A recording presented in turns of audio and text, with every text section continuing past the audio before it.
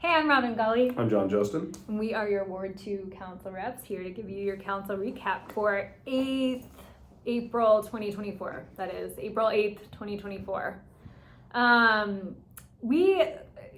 The last few sessions we've been talking about this. Most of our agenda was around open council work session. Mm-hmm. So we had a long open council work session starting at about 5 where we did a lot of work around our strategic plan. Mm-hmm. And then somewhat short council meeting, but at least like less intensive. So the first thing that we did today was actually this was the best part of our whole council meeting today. We talked about our parks plan. Who doesn't love the parks plan? But guess what? It has been since 1999 since we last updated our parks plan. Legitimately, 1999. So, and apparently last year we hired some consultants to start a new parks plan for us. And then for some reason that fell apart. So this year, in the next 3 to 4 months, our city is actually going to finish that process. So we will be looking at having a new parks plan. Well, and part of that I think was probably we did hire somebody to kind of head that up. And so I think some of the thought was that staff could take on more of the driving seat in it rather than just handing it to an outside consultant, getting a report that maybe doesn't drill down, nothing against the consultant, but maybe doesn't drill down on people who are really experienced with West St. Paul and what West St. Paul's looking for in parks. Definitely, so and we hired Eric this year too. So, so we have a parks director who's got really exciting vision and ideas and ways of thinking about how we make our parks better. And actually, so that was a lot of what he talked about today was how do we think about our parks with an eye toward. Sorry, I'm looking at my notes, but with an eye toward designing them as a system, creating facilities that can be multi-use and can be used year-round, connecting to other parks, so making sure that there are ways to get between the different parks in West St. Paul, making them, flexible for different seasons, and I can't read that. Accessible. I mean, there's a lot of different components that come into this, and and there was kind of an interesting breakdown of obviously there's the maintenance side, but there's also what are the big, huge, crazy ideas that may never come to fruition? What are the longer range goals? Where do we see opportunities where maybe investing in a park now triggers other things, whether it's economic growth, whether it maybe feeds into what we do in other parks, and that's part of that systemic idea is we don't need all our parks to offer identical services. In fact, that would not be great because the idea is that the parks are for people throughout the city. It's not, obviously for the neighborhood that the park is in. But we went from this concept, there used to be kind of a term that I haven't heard in a long time of pocket parks or neighborhood parks. And generally those would end up being, a cookie cutter is not the right way to put it, but you'd see the same sorts of amenities because it was considered to not be a park that would be a city-wide draw, but would be very localized. And I think we're trying to find that balance between having that localized for the neighborhood side, but also have something that maybe draws people in that, maybe the park by them doesn't have X, Y, or Z, but they can go here and do that. And it brings the whole community together. There's a connectedness to that. So I think that's a really great long-term vision, which is a big part of sort of what I think will be a very different looking parks plan.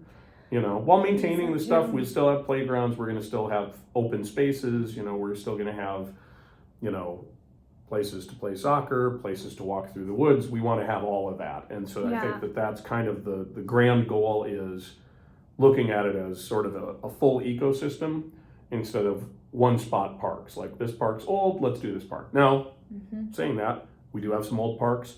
They are still a priority. I mentioned in a couple in the meeting that are kind of important because I think neighbors have been waiting a long time.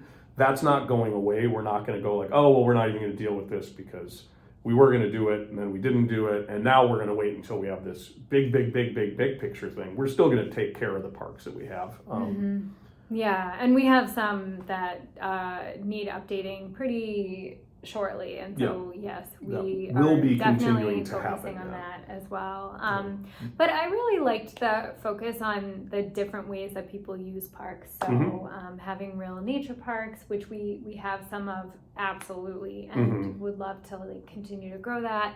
Having places for people to be active, so kids play sports. Having places for people to be passive, so more like walking trails and things like that.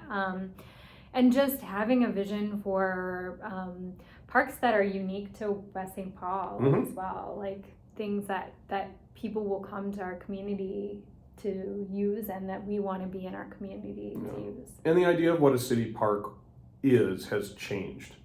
Certainly since 1999, a little bit different. It's been a minute. Yeah, it's been a minute, so that's good to see. One of the other things that came up is that, speaking of parks that we know need to be addressed, we are looking at where we go with the pool park specifically, or poolside park, or whatever we want to call it, because that's definitely one that we have to address soon. We're gonna do a feasibility study on what does it take to bring this up to speed.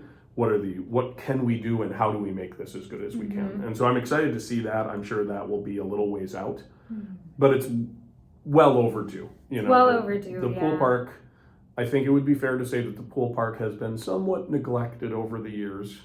I know there are some people out there that might be watching this that will definitely agree with me because they've told me that. And so it's not dropping off the priority list. We're not ignoring things in favor of, we're doing a big construction at Marthaler, but that isn't precluding what we're doing somewhere else. And so, we're trying to get all the pieces together in one spot so we can work through it. Yeah, and we know it's really important, and I'll just say, like, it's going to be at some point in the near future we have to do some very expensive work on the pool, and at least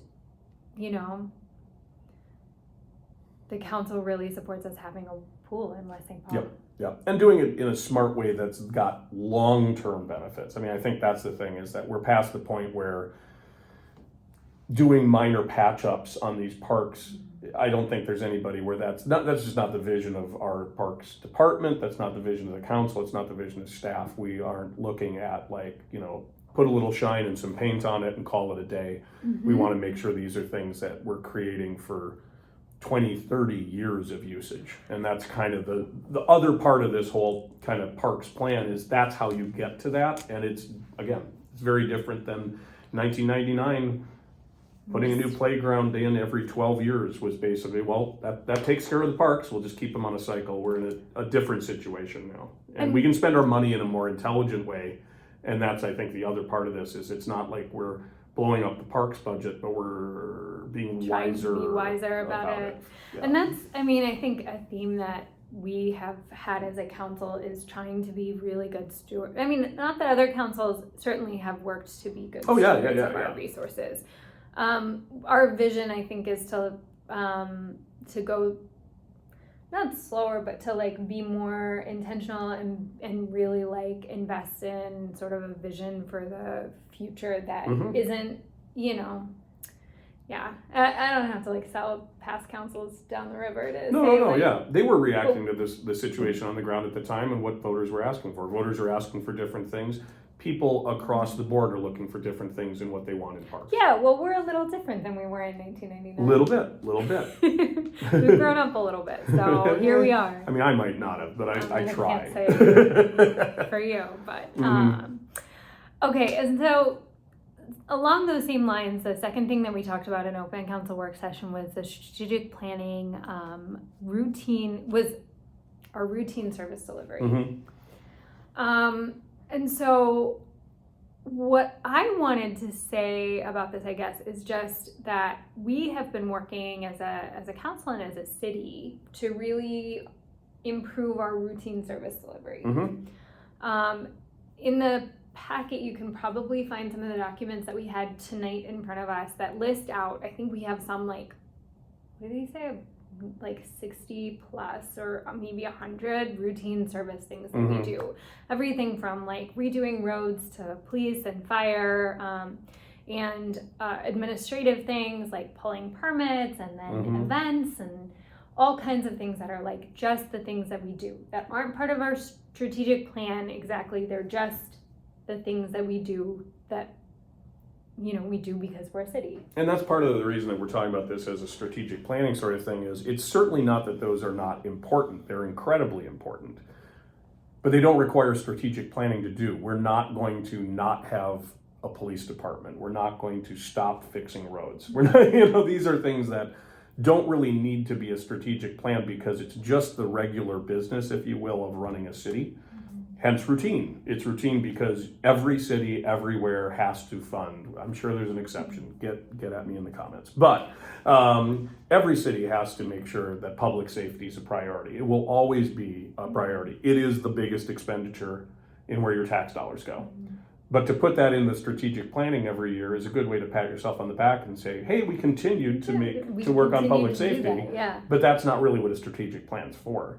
And so I don't want people to think it's the discounting of those incredibly important services. It's if anything, it's putting them on a pedestal that's like, well, this is simply not arguable. These are places that you aren't going to touch, you aren't going to cut, you aren't going to stop fixing roads, you aren't going to stop funding your police, your fire, your services at City Hall, your building permits. These are things that just regular business. And so putting them in a strategic plan makes you feel good because at the end of the year can be like, yay, we did it. But we are going to do it every year. Barring some catastrophe, these are going to be funded, fully budgeted things for any council ever. And so it opens us up to spend more time on the things that aren't as locked in stone, that are the things that aren't routine, but are strategic goals. And so that's, and we could kind of go from this and jump up to reliable service delivery, which is similar, and that's sort of the things that might be in transition to becoming routine, but we have a little bit more that we have to kind of find markers and achievement goals and things that prove that we're making progress. And the hope is that you get to the point where you progress enough on those that now you can move those again into that routine business side, and some of them may already be there. I think our city manager felt some of them were. Others are on the path to getting there. And so it's sort of a similar sort of idea. And then you can really drill down on the kind of bigger picture, larger, real changes that we need to do as a city ages and grows and changes, and you know, we can focus more attention on that than saying things again that make us feel very good about ourselves because we did it again, yay us. But you know, we shouldn't be graded on whether we kept the public safe. The public should always be safe. Public safety will always be crucially important. And I don't think there's, again, a governmental body that's like, public safety, we can put that on the back burner. But it also means you don't have to, when you have a good staff and you have an excellent police department, an excellent fire system, and things are working, you're making improvements, but those improvements come with the idea that that's always a priority and a goal. It doesn't have to be planned as much as just all the time and given what it needs to continue to succeed. So there you go. Then we can go back to the third item, which is expanding community engagement. And actually these are all really in line, which is I think why they were grouped together in this particular meeting. But one of the things that we've been really proud of is just expanding community engagement. So that means a lot of different things. We've worked to improve and expand our events, and as a city, we've worked to improve our communications and to make our communications more accessible to as many people in our community as we can. And I hope that we'll continue to grow that and change that as needed and as we're able. But also, we have changed the way that we do outreach when we have things like plans coming up, right? So you all, I don't know if folks would have noticed this or not, but for example, like we have state minimums on how much we have to let people know when there's going to be a street project coming up or, you know, some kind of public works project. And we've worked, so a few years ago we did a whole big like update on that, and we looked at all the state minimums and then we expanded them. And we said, we don't think, you know, hey, like, let's look at these different things. You know, when there's going to be a parks update, we feel like the people who need to know are like further away from the park than the people who need to know if there's going to be routine, you know, mill and overlay on the street, which is just like resurfacing the street. Yep. Okay, if we're doing a resurfacing of the street and it's only going to impact people for one day, no problem. We can like let the people on that street know. But if we're going to do a parks update, we need to like talk to people a mile. I can't remember how far but like I think it's about a mile around and like let them know. Yeah, we expanded all of our minimums well beyond state guidelines. And we used to pretty much just follow state guidelines. And that's legal. There's nothing wrong with that. But what we were hearing is people were getting surprised by things that did affect them. And so we established a higher minimum tolerance. And then I think on almost everyone, we're always exceeding that minimum. But we've, policy says you can't be below this higher minimum than required by law, but you can always go further. And I think that staff's done a great job of, now that they're given that availability, to go like, you know what, I think the one that was mentioned today is the intersection that we're talking about. Technically, because it's distance, you could stop in the middle of a block and go like, half of these houses get to learn about this and the other half, well, hopefully they find out about it. So we went to the end of all those blocks, which just makes sense. You can't have an arbitrary dividing line of your neighbor doesn't need to know about something, but you do when you live, So I think it's been really good. We actually have a specific committee that's focused on this. It's the Events Engagement and Communication Committee, which has kind of a high-level budgetary staff backing, and then 2 forefront staff members that are dealing with that, plus a bunch of people that represent all of the other departments in the city. And they're looking at how are we talking to people about these things that come up, which is really good. I think our communication has greatly improved.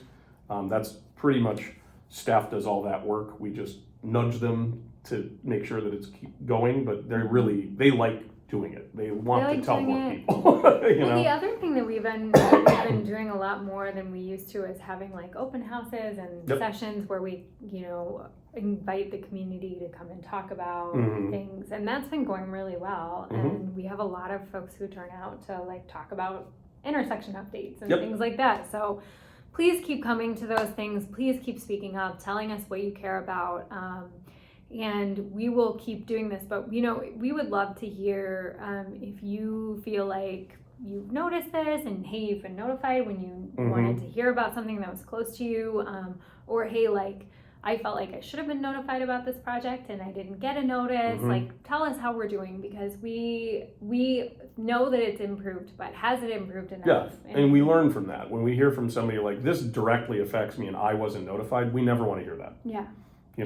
Even if it indirectly affects you. If it affects you, we want you to know about it. And obviously, everything's noticed. All of these meetings are available, but we don't want to make you have to like scour the website weekly. If it's getting close to you or impacts you in any way, we'd rather that you were directly contacted. That's the goal. So we're trying. Let us know if we're doing great, better, okay, terribly. Yeah. We can take it. We can take it. Yeah. And we can fix it if we know. So. Yep.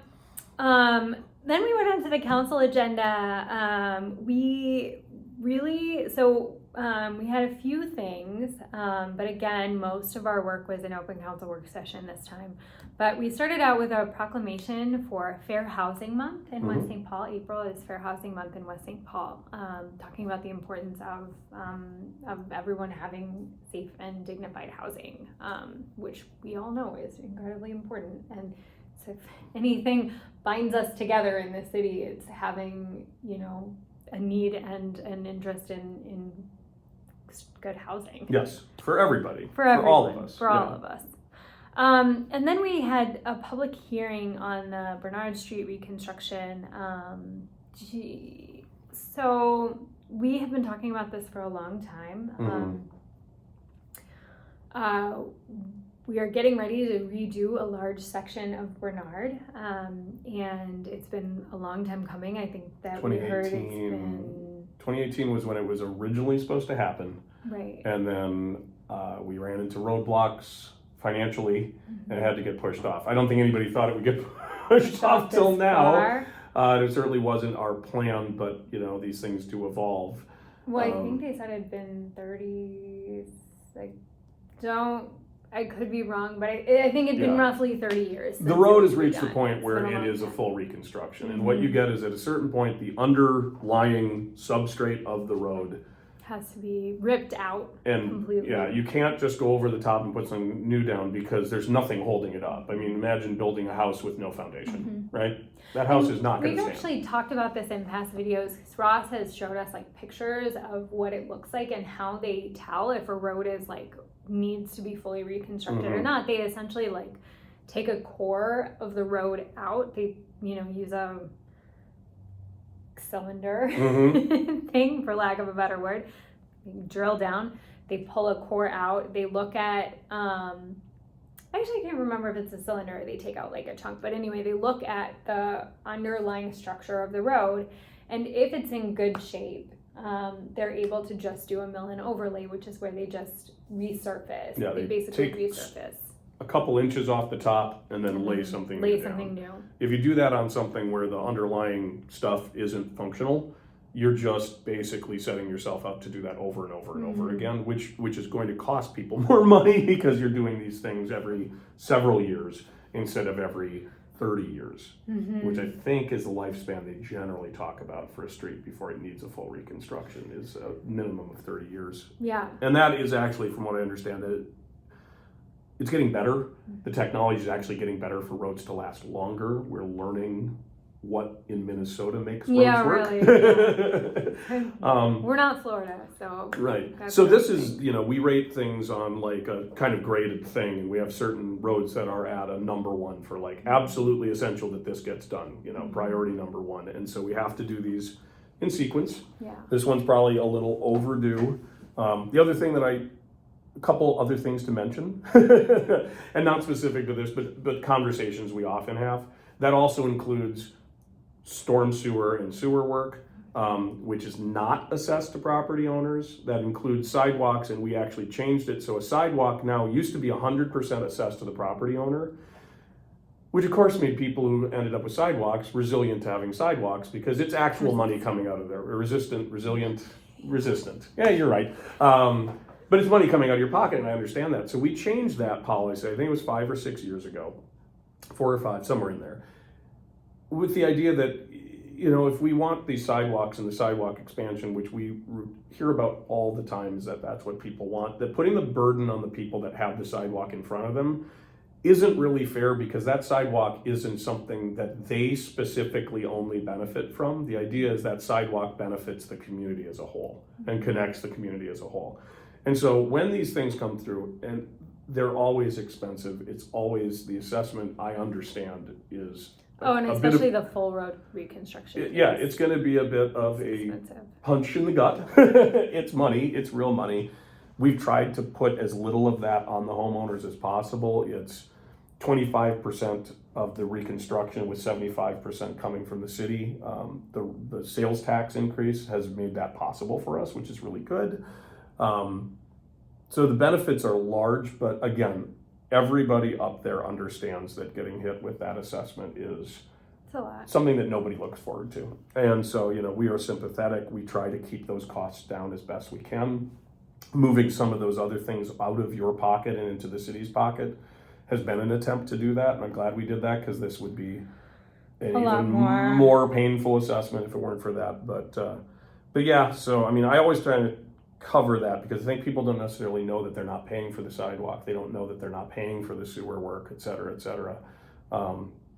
But it's a conversation we're going to have every time this comes up. It is. And it's always going to be controversial because it's always going to be something where people aren't super excited to pay We're not. a bunch of extra money. And we're sorry to be the ones that have to say that. But when your road is at the point where it is just going to continue to crumble no matter what, we just have to fix it. There's just kind of no option. And so there we go. There's that. It's always a difficult conversation. It'll be a difficult conversation the next time it comes up and the next time and the next time. And just, I hope that people understand that it's not that we're excited to like make you pay us, not us, make you pay for this stuff, but it's something that does have a long-term benefit, a huge long-term benefit. And hopefully that becomes clear once we're past the pain of the construction process, which again is always inconvenient, I know that, but hopefully the end result is something that over time becomes a worthwhile investment of your money. That's our goal. Yeah. And the other part about this project, well, actually two things. I wanted to mention that we talked about this in the council meeting, but if you need to do your sewer line going to your house, Ross was talking about this in the meeting. Now is the time, if you live on Bernard on that stretch, now is the time to do it. And have it inspected. For free. That's free. Because everyone, like, we have a citywide ordinance that if you sell your house, you have to do it. And we have to do it because our pipes going from, like, the old pipes going from the street to the house are in very bad shape if they haven't been replaced. They were, I know this because we bought our house right after it was replaced, which is really lucky for us. But they were designed from material that wasn't able to, over decades and decades, withstand tree roots and just degradation from the dirt and soil and whatever else. And so they're in bad shape.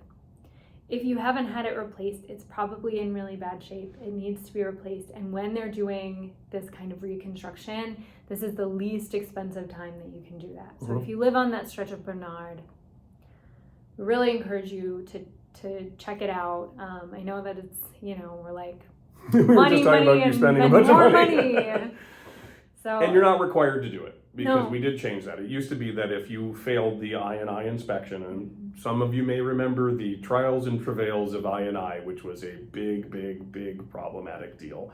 And there are requirements from St. Paul Sewer and Water. It's all very St. Paul Regional Water Surface. So it's something that we had to do. We've tried again to lessen the burden by making it so if you want to wait until the point that you sell your house, you can do that. Or the person who buys the house will have to do it, and then you can lower the price to make up for it or whatever. But we're not making you do it right now, because we did run into people that were on fixed incomes, things like that were planning on staying in their house, could not afford to do a replacement of a sewer line. And so again, rather than just make it incredibly difficult for them, like, well, let's see if we can do this a different way and still get the end result of it getting replaced, but not make it this immediate burden on people that just can't do it right now. So, but on the other hand, if you haven't done it, if you can consider doing it, this is going to be a less burdensome time to do it. And the city can work with you to figure out how to do it and work with your, whoever you work with on that.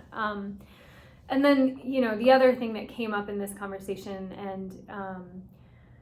was people talking again about sidewalks. And so we're adding sidewalks to a lot of Bernard. And, we had a couple of neighbors who came who are concerned about the trees that are coming down and things like that. Totally agree. We don't want to lose mature trees in our city. We don't want to take away landscaping that you've done or anything like that. But just, we've had this conversation, we've talked about this a lot in our videos. Just want to say, while expressing, just that we never want to do something that people don't want. And as a whole in our city has agreed, and people say over and over again, like, we want sidewalks, we want it to be a connected city, we want strong pedestrian connections, we want it to be safe, we want people to be able to walk places.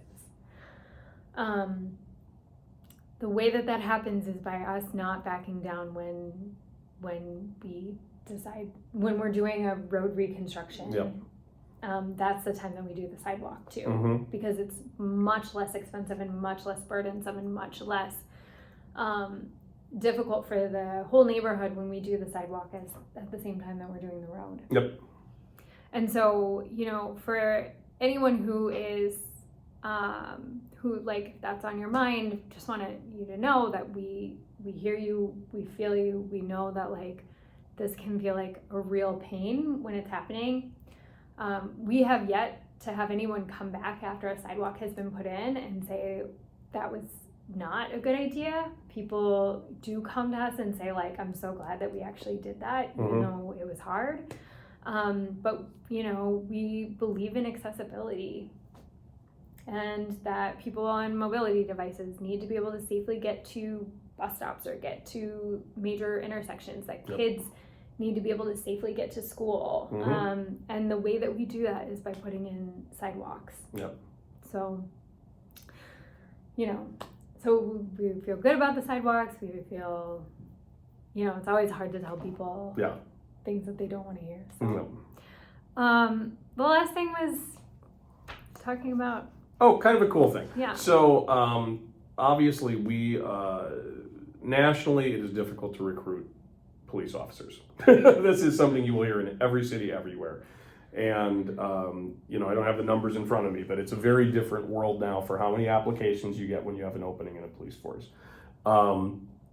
We have been trying to do creative things to kind of encourage recruitment and retention of police officers, because we saw this coming. And the program that we talked about and kind of put into action, I believe, it's budgeted, is putting aside $36,000. And the two things that will do is, first of all, if a current law enforcement officer recruits someone because they know them, they went to school with them, they worked with them in a previous place, whatever, we're going to give them a $1,000 bonus for recruiting an officer that fits into the culture and the good culture that we have in our police force in West St. Paul. The other thing that we're doing, which I find pretty interesting, is doing a $500, same pool of $36,000 monthly stipend for police officers that are interested in living in West St. Paul. And so the example used tonight by the chief was, if you've got a young officer that, maybe we can't pay them the top dollar that some cities with a larger tax base can, but we can encourage them, like, you're getting started and you can move into, a house or an apartment in West St. Paul and offset that cost by $500. And it also, I'm a big believer in the fact that having law enforcement officers that live and play and work in their community is a good thing. There's connections. And that's not to say that officers that don't live here are somehow not doing a good job, but it does create a different attachment and communication line for people who live by somebody that is a law enforcement officer here. So this was something we talked about in the past. And it's complicated because it also means that you're living in the community that you're policing, and that can be awkward, depending. You might see somebody that you've maybe had to have a talk with before around town and shopping in Target or whatever. But I think the good outweighs the bad. And so I'm excited about that. And we're going to do it. It's not written in stone. This isn't like this is forever. We're going to kind of see how it works, see if we get the results we want, and very open to the idea of we'll look at this at the end of the year and say, do we want to continue this? Do we want to reallocate some of these funds? Because we actually are now seeing that we need to have harder work on retention and less on recruitment. The thing that I think people will be happy to hear is that we are, I think at the next meeting, swearing in 2 more law enforcement officers, which will actually bring our city to our fully staffed police department, which is very uncommon. Extremely uncommon right now. There are very few cities that have all of the positions that they want filled. And that's where the retention thing comes in, is that also means you don't want, again, one of these cities that has buckets of money to be able to come in and go like, well, we'll hire off 5 of your officers. So we want to keep people here. A lot of experience in a community makes for better policing. It's just that simple. And whether that's living here or whether that's having a long tenure within the city, these are only bring better results. And so that's what we're working on there. Yeah. Let us know what you think. As always, you can reach us by email or by phone anytime. Just one more thing though. Yes. If you are sending us messages about Uber and Lyft, look, we hear you. Yeah. We know we don't have any control over it. No, we can't do anything about the Minneapolis City Council's decisions or what the legislature may decide.